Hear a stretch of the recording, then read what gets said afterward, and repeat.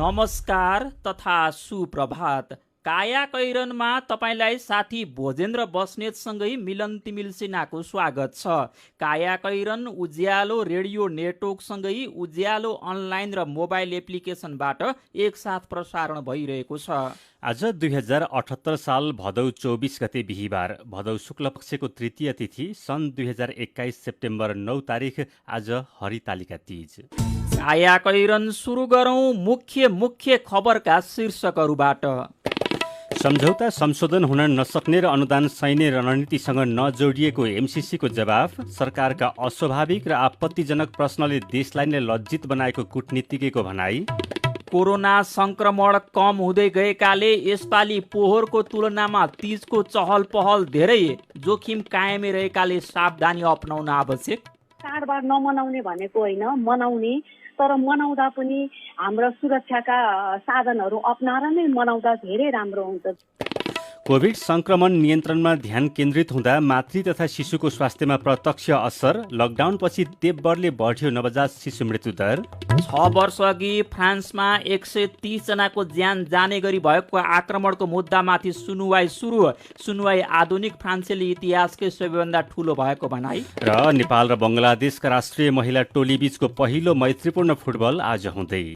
काया कैरनमा अब खबरको सिलसिला। अमेरिकी मिलेनियम च्यालेन्ज कर्पोरेसन एमसीसी बारे नेपाली जनस्तरमा उठेको प्रश्नसहित सरकारले पठाएको पत्रको जवाफ आएको छ। एमसीसीले सम्झौता भन्दा नेपालको संविधान स्वत माथि हुने र यो अनुदान कुनै पनि सैन्य रणनीतिसँग सम्बन्धित नहुने स्पष्ट पारेको छ। तर भइसकेको सम्झौता अब संशोधन नहुने जानकारी पनि उसले गराएको छ। एमसीसी उपाध्यक्ष फातिमा सुमरले आफू र सहायक उपाध्यक्ष जोनाथन ब्रुक्स 4 दिने नेपाल भ्रमणमा काठमाडौँ उत्रनु अघि नेपालमा रहेको अमेरिकी दूतावास मार्फत जवाब पठाउनु भएको हो। सुमारले अर्थमन्त्री जनार्दन शर्मालाई सम्बोधन गर्दै स्पष्ट पार्ने अवसर दिएकोमा नेपाल सरकारको प्रशंसा पनि गर्नुभएको छ। उहाँले एमसीसी सम्झौता संसदबाट अनुमोदनका लागि अघि बढाउन सकारात्मक पहल गरेकोमा धन्यवाद समेत दिनुभएको छ।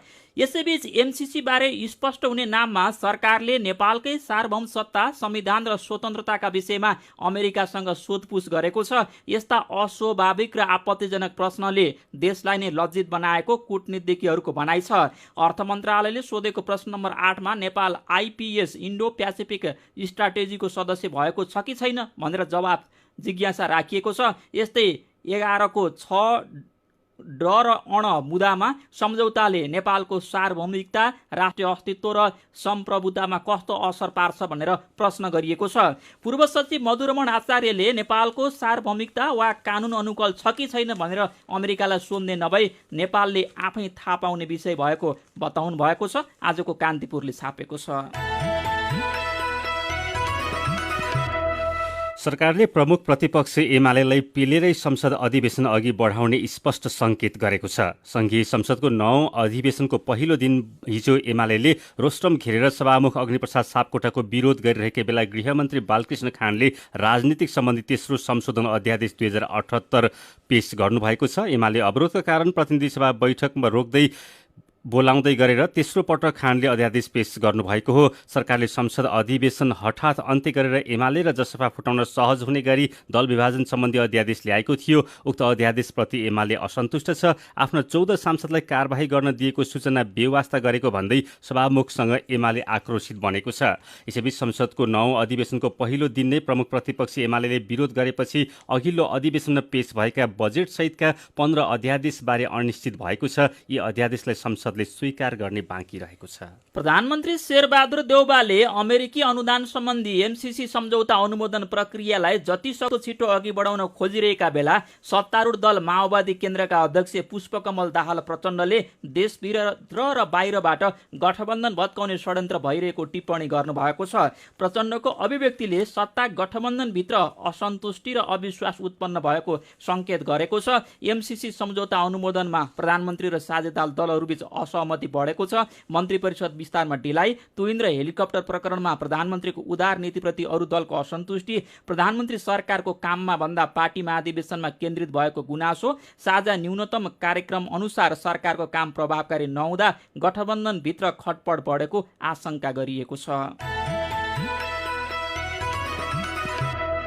कायाकैरनमा कोरोना क्याप्सुलसँगै खबरको सिलसिला बाँकी नै छ, सुन्दै गर्नुहोला।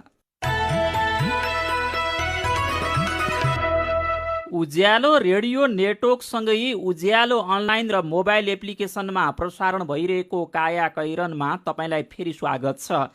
यतिन्जेल हामीले सम्झौता संशोधन हुन नसक्ने र अनुदान सैन्य रणनीतिसँग नजोडिएको एमसिसीको जवाफ, प्रतिपक्षलाई पेलेरै संसदमा अध्यादेश, सत्तारूढ गठबन्धनमा खटपट लगायतका खबर प्रस्तुत गर्यौं।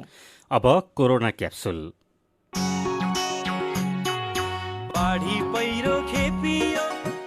नमस्कार, म कृष्ण ताम्राकार। कोरोनाको यो 95औं क्याप्सुल हो। आजको क्याप्सुलमा 3वटा डोजहरू छन्। आजका डोजहरू तीजको रमझममा रमाउँदा कोरोनाबाट आफू बच्ने र अरूलाई बचाउने उद्देश्यले तयार पारिएका छन्। आजको कोरोना क्याप्सुलका डोजहरू दिँदै हुनुहुन्छ नेपाल नर्सिङ सङ्घकी महासचिव नर्मदा थापा। चाडपर्वले दैलो घचघचाउने बेलामा कोरोना संक्रमण कम हुँदै गएको छ। कोरोना नियन्त्रण गर्न लगाएको निषेधाज्ञा हटेको छ। होटल, रेस्टुरेन्ट र पार्टी प्यालेसहरू खुलेका छन्। छोटो तथा लामो दूरीका गाडी चल्न थालेपछि माइत तथा मावल आउजाउ गर्न सजिलो भएको छ। त्यसैले पोहोर साल मनाउन नपाएको तीज यो पालि एक साता अघि नै सुरु भएको छ। तीज लागेपछि बजारमा देखिएको चहल पहल र भिडभाड देख्दा धेरैको मनमा उठ्ने प्रश्न हो, यसरी फुक्काफाल भएर तीज मनाउनु कति सुरक्षित छ? सुनौ कोरोना क्याप्सुलको पहिलो डोज।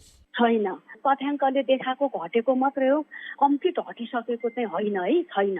त्यसकारण हामीले चाडबाड नमनाउने भनेको होइन, मनाउने, तर मनाउँदा पनि हाम्रा सुरक्षाका साधनहरू अपनाएर नै मनाउँदा धेरै राम्रो हुन्छ। जस्तो सोसियल डिस्टेन्स राख्ने, अनि सेनिटाइज गर्ने, धेरै ग्यादरिङ नगर्ने, मठ मन्दिर नजाने, घरमै पूजाआजा गर्ने। हट्ट हेर्दा तथ्याङ्क घटेको पनि छ र सरकारले नै लकडाउन घटाएको र सर्वसाधारणले धेरैले भ्याक्सिन पनि लगाइसकेको कारणले उहाँहरूलाई चाहिँ भ्रम परेको हुनसक्छ, तर कोरोना चाहिँ स्टिल छ, अहिले पनि छ। भनिन्छ समुद्रमा आउने छाल जस्तै हुन्छ महामारीको यो छाल पनि। समुद्रमा आउने छालमा परेर डुङ्गा र जहाज डुब्छन्। महामारीको छालमा परेर मान्छेको जहाज डुब्छ। कोरोना महामारी कम भए पनि तीजको भिडभाडले संक्रमणको नयाँ छाल आउने सम्भावना टरेको छैन। त्यसबाट बच्न यो पालि पनि तीज घरमै मनाउन आवश्यक छ। घरमै बसेर तीज के कसरी मनाउने त भन्ने विषयमा सुनौ कोरोना क्याप्सुलको दोस्रो डोज। घरमै मनाउँदा पनि एकदमै सीमित मान्छेमा, आफ्नो फ्यामिली मेम्बर मात्रै, घरदेखि अर्को घरको छिमेकी पनि इन्भल्भमेन्ट नगराउँदा बेस हुन्छ। आफ्नो फ्यामिली मेम्बर मात्रै बस्दा पनि सोसियल डिस्टेन्स मेन्टेन गर्ने, मास्क लगाउने, खाँदा पनि सोसियल डिस्टेन्स मेन्टेन गर्ने, रुममा कोठामा नबस्ने, अलिक ओपन स्पेसमा ओपन ठाउँमा बसेर सोसियल डिस्टेन्स मेन्टेन गरेर गर्न सकिन्छ। हिजो दर खाएर आज तीजको व्रत बसेका धेरै महिलालाई मन्दिरमा जान रहर लागेको छ। पोहोर गर्न नपाएको पूजापाठ गर्न, छमछम नाचेर रमाइलो गर्ने मन त झन् धेरैलाई छ। तर मन्दिर जानु, पाठ पूजा गर्नु र नाचगान गर्नु कति सुरक्षित छ? तीजका व्रतालुहरूका लागि प्रस्तुत छ कोरोना क्याप्सुलको तेस्रो तथा अन्तिम डोज। स्वास्थ्यको पोइन्ट अफ भ्यूले भन्दा त मन्दिर त जानै हुँदैन। घर नजिकै छ भनेर एकचोटि यसो फस्ट गइहालौँ न मन्दिर। यसो गर्दा गर्दै 2 जना 3 जना 4 जना भिड ग्यादरिङ धेरै हुन्छ। त्यसकारण मन्दिर जाने कुरा चाहिँ अहिले चाहिँ स्टपै गरिदिनु भए सम्पूर्ण दिदीबहिनीहरूले एकदमै राम्रो हुन्छ। जहाँ पनि भगवान एकै हो, घरकै भगवानलाई घरको पूजामा, घरको फोटोमै पूजा गर्दा पनि हुन्छ, एकदमै राम्रो हुन्छ। त्यही नै गइहाल्नु भयो भने पनि मास्क नखोल्ने, 2 मिटरको दूरी चाहिँ कायमै राख्ने, ढोकढाक गरिसकेपछि पनि केही टच हुने बित्तिकै सेनिटाइजिङ गरिहाल्ने, सकभर नजाने। नभुलौँ, पोहोर साल यो समयमा कोरोनाको संक्रमण आगोसरी फैलिएको थियो। संक्रमण बढ्नुको एउटा कारण तीजमा बढेको भिडभाड पनि थियो। भिडभाड नगरी सुरक्षित तरिकाले तीज मनाउने सल्लाह सहितका डोजहरूका लागि नेपाल नर्सिङ सङ्घकी महासचिव नर्मदा थापालाई धन्यवाद र कोरोना क्याप्सुल सुन्नु भएकोमा तपाईँलाई पनि धन्यवाद। लौ त कोरोनाको अर्को क्याप्सुलमा फेरि भेटौँ।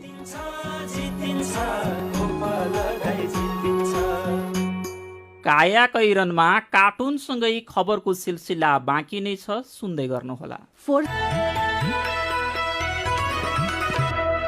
सीधा कुरा प्रष्ट विचार काठमाडौँमा 90 मेगाहर्ज उज्यालो रेडियो नेटवर्क मार्फत देशभरिका विभिन्न एफएम स्टेशन तथा उज्यालो अनलाइन र मोबाइल एप्लिकेसनमा प्रसारण भइरहेको काया कैरनमा तपाईँलाई फेरि स्वागत छ। अब बाँकी खबर।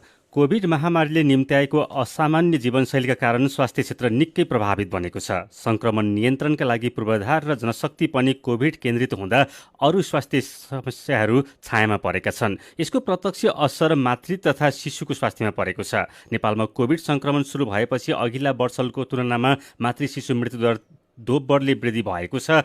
आमा सुरक्षाका नाममा प्रत्येक वर्ष झण्डै 2.5 अर्ब बजेट विनियोजन हुने गर्छ। मातृ शिशु मृत्युदर नियन्त्रणका लागि सरकारले विभिन्न कार्यक्रम वर्षेनी अर्बौं बजेट पनि विनियोजन गरे पनि कोभिड महामारीपछि मातृ शिशु मृत्युदर उकालो लागिरहेको छ। स्वास्थ्य सम्बन्धी जर्नल ल्यान्सेटले अक्टोबरमा प्रकाशित गरेको एक अध्ययन प्रतिवेदनले नेपालमा नवजात शिशु मृत्युदर लगभग तेब्बरले बढेको देखाएको छ। लकडाउन अघि प्रति हजारमा औसत 13 जना नवजात शिशुको मृत्यु हुँदा कोरोनाको दोस्रो लहरपछि नवजात शिशु मृत्युदर प्रति हजार औसत 40 मा पुगेको छ।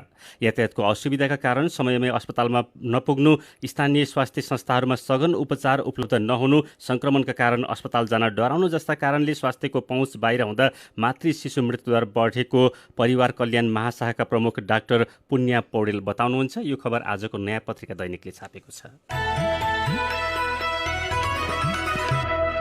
अब विदेशको खबर। फ्रान्सको पेरिसमा 6 वर्ष अघि 130 जनाको ज्यान जाने गरी भएको आक्रमणको मुद्दामाथि सुनुवाई सुरु भएको छ।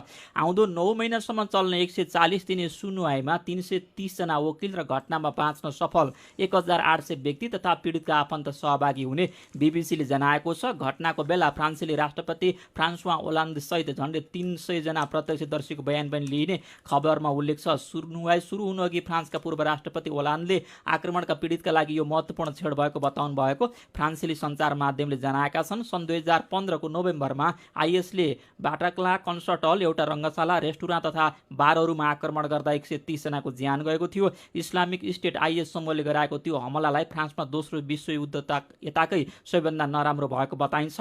मुद्दाको सुनुवाईलाई आधुनिक फ्रान्सेली इतिहासमै सबैभन्दा ठूलो भनिएको छ। अब केही खेल खबर। नेपाल र बङ्गलादेश बीचको पहिलो मैत्रीपूर्ण फुटबल आज हुँदैछ। खेल दशरथ रङ्गशालमा बेलुकी 5 बजे सुरु हुनेछ। मैत्रीपूर्ण खेलका लागि नेपाली टोलीको तयारी पूरा भएको र प्रतिस्पर्धा गर्न नेपाली टोली आतुर भएको नेपाली टोलीका मुख्य प्रशिक्षक ग्यारी फिलिप्सले बताएका छन्। खेलमा दर्शकलाई पनि अनुमति दिएको छ। दुई मैत्रीपूर्ण खेलका लागि बङ्गाली टोली सोमबार नेपाल आइपुगेको हो। उज्बेकिस्तानमा हुने एएफसी महिला एसियन कप 2022 छनौट अघि बङ्गलादेशसँग 2 वटा मैत्रीपूर्ण खेल खेल्न लागेको हो। एएफसी महिला एसियन कप 2022 छनौट अन्तर्गत नेपालले हङकङ र फिलिपिन्ससँग असोज 2 र 5 गते खेल्दैछ। समूहको शीर्ष टोलीले अर्को वर्ष भारतमा हुने एसियन कप खेल्ने मौका पाउनेछ। खेलकै अर्को प्रसङ्गमा न्युजिल्यान्डसँगको टी20 श्रृङ्खला बङ्गलादेशले जितेको छ। हिजो बेलुकी भएको चौथो खेल 6 विकेटले जितेसँगै 5 खेलको श्रृङ्खला बङ्गलादेशले 3-1 ले जितेको हो। हिजो ढाकाको शेर ए बङ्गला स्टेडियममा न्युजिल्यान्डले दिएको 94 रनको लक्ष्य बङ्गलादेशले 5 बल अगाडि मात्रै 4 विकेट गुमाएर भेटायो। यसअघि टस जितेर पहिले ब्याटिङ गरेको न्युजिल्यान्ड 19 ओभर 3 बलमा अल आउट भयो। यसअघि अस्ट्रेलियासँग भएको श्रृङ्खला जितेको बङ्गलादेश राम्रो लयमा रहेको छ। कायाकैरनमा अब केही खबर संक्षेपमा। पूर्व प्रधानमन्त्री झलनाथ खनालको दिल्लीमा रहेको इन्द्रप्रस्थ एपोलो अस्पतालमा उपचार गराउँदा 81 लाख रुपियाँ खर्च भएको छ। सरकारले उपचारमा लाग्ने सबै खर्च राज्य कोषबाट बेहोर्ने निर्णय गरेको छ। मृगौला प्रत्यारोपण गराउने क्रममा खनाल अस्पतालमा 76 दिन बस्नु भएको थियो। विश्व स्वास्थ्य संगठन WHO ले दक्षिण पूर्व एसियाका देशहरूलाई कोरोनाको खोप कार्यक्रमलाई तीव्रता दिनुको साथै नियमित खोप कार्यक्रमलाई पनि विस्तार गर्न अपिल गरेको छ। काङ्ग्रेस सभापति समेत रहेका प्रधानमन्त्री शेरबहादुर देउवाले छोरा जयवीर सिंहलाई पार्टी राजनीतिमा ल्याएर उत्तराधिकारी खडा गर्न लागेको चर्चा चलिरहेकै बेला उहाँकै जिल्ला डडेलधुराको सदस्यता विभागले केन्द्रलाई समेत तताएको छ। पार्टीको वडा तहको अधिवेशनलाई प्रभावित पार्ने गरी संस्थापन पक्षले प्रक्रिया विपरीत सदस्यता बाँडेको आरोप अर्को पक्षका नेताहरूले लगाएका छन्। बहराइनको प्रमुख तेल ग्यास प्रशोधन आयोजनामा सयौं नेपाली सहित विदेशी श्रमिक सुरक्षाको उचित प्रबन्धको माग गर्दै आन्दोलनमा उत्रेका छन्। बहराइन पेट्रोलियम कम्पनी अन्तर्गतको प्रशोधन केन्द्रमा हिजो एक श्रमिकले समयमा उपचार नपाउँदा ज्यान गुमाएपछि उनीहरूले आन्दोलन थालेका हुन्। केन्द्रीय तथ्याङ्क विभागले 12औं राष्ट्रिय जनगणनाको नयाँ कार्यतालिका सार्वजनिक गरेको छ। कोभिडका कारण गएको वैशाख 16 गतेदेखि निषेधाज्ञा जारी भएपछि जनगणना कार्य स्थगित भएको थियो। स्थिति सहज बन्दै गएकाले कार्यतालिका सार्वजनिक गरेको विभागका महानिर्देशक नेविनलाल श्रेष्ठले पत्रकार सम्मेलनमा जानकारी गराउनुभयो। काठमाडौँमा पेपरलेस जनगणना हुने भएको छ। सरकारले काठमाडौँ उपत्यकाको बढ्दो फोहोर पानी व्यवस्थापनका लागि 7वटा प्रशोधन केन्द्र निर्माण प्रक्रिया अघि बढाएको छ। शहरी विकास मन्त्रालयले टुकुचा र खानेपानी मन्त्रालयले गुहेश्वरी र धोबीघाटमा 2-2वटा तथा सल्लाघारी कोङ्कु र धोबीघाटमा प्रशोधन केन्द्र निर्माण अघि बढाएको हो। प्रभुराम शर्मा नेपालको सबैभन्दा ठूलो सुरक्षा संगठन नेपाली सेनाको कमान्डर बन्दै हुनुहुन्छ। नेपाली सेनाका परमाधिपति राष्ट्रपति विद्यादेवी भण्डारीबाट शर्माले आज शीतल निवासमा पद तथा गोपनीयताको शपथ लिँदै हुनुहुन्छ। झन्डै 1 लाख सैनिकको प्रमुख भएर 3 वर्ष संस्था हाँक्ने अवसर पाएका शर्माका सामु प्रशस्त चुनौती छन्। अल्पमतमा परिसकेको बागमती प्रदेश सरकारकी मुख्यमन्त्री अष्टलक्ष्मी साक्यले मन्त्री परिषद विस्तार गर्नुभएको छ। साक्यले हिजो 6 मन्त्री र 4 राज्य मन्त्री थप्नु भएको विस्तारसँगै बागमतीको मन्त्री परिषद 12 सदस्यीय भएको छ। काया कैरनमा अब पालो आयो उखानको। तीजका कुरा गरे नि खाए नि जस्तो हुन्छ। उज्यालो रेडियो नेटवर्कबाट प्रसारण भइरहेको काया कैरन सक्नु अघि मुख्य खबर फेरि एकपटक। सम्झौता संशोधन हुन नसक्ने र अनुदान सैन्य रणनीतिसँग नजोडिएको एमसीसीको जवाफ। सरकारका अस्वाभाविक र आपत्तिजनक प्रश्नले देशलाई नै लज्जित बनाएको कूटनीतिज्ञको भनाई। कोरोना संक्रमण कम हुँदै गएकाले यसपालि पोहोरको तुलनामा तीजको चहल पहल धेरै जोखिम कायमै रहेकाले सावधानी अपनाउन आवश्यक। कोभिड संक्रमण नियन्त्रणमा ध्यान केन्द्रित हुँदा मातृ तथा शिशुको स्वास्थ्यमा प्रत्यक्ष असर। लकडाउनपछि तीव्रले बढ्यो नवजात शिशु मृत्युदर। 6 वर्ष अघि फ्रान्समा 130 जनाको ज्यान जाने गरी भएको आक्रमणको मुद्दामाथि सुनुवाई सुरु। सुनुवाई आधुनिक फ्रान्सेली इतिहासकै सबैभन्दा ठूलो भएको भनाई। र नेपाल र बंगलादेशको राष्ट्रिय महिला टोली बीचको पहिलो मैत्रीपूर्ण फुटबल आज हुँदै। अब कार्टुन। आज हामीले राजेश केसीले बनाउनु भएको एउटा पुरानो कार्टुन लिएका छौँ। तीजमा अलि धेरै नै गहना प्रदर्शन गर्न खोज्ने महिला र यस्तै मौकामा गहना चोर्न पल्किनेहरूसँग सम्बन्धित छ यो कार्टुन। यहाँ एकजना महिला शिरदेखि पाउसम्म पहेलपुर गहना लगाएर कम्मर मर्काउँदै मस्काउँदै बाटोमा हिँड्दैछिन्। अनि पछिल्लोतिर हेर्दै चोर जस्तो लाग्ने मान्छे आइरहेको छ। अनि महिलाले लगाएको सुन देख्ने बित्तिकै ओहो कस्तो गजबको चिज भनेर ऊ फुर्कँदै नाच्दैछ अनि भन्दैछ चिजको लहर आयो बरिलै। आजको काया कैरन सकिएको छ। काया कैरनबाट प्राविधिक साथी प्रवीण श्रेष्ठसँगै हामी पनि बिदा माग्छौँ। काया कैरन सुन्नु भएकोमा तपाईँलाई धन्यवाद। उज्यालो मोबाइल र अनलाइनमा प्रसारण भइरहेका रेडियो र अनलाइनका सामग्री भाइबरमा पनि उपलब्ध छन्। कोरोना संक्रमणबाट बच्न सकेसम्म घरभित्रै बसौँ। काम विशेषले घर बाहिर निस्कनु परेमा मास्क लगाउन नबिर्सौँ। नमस्कार।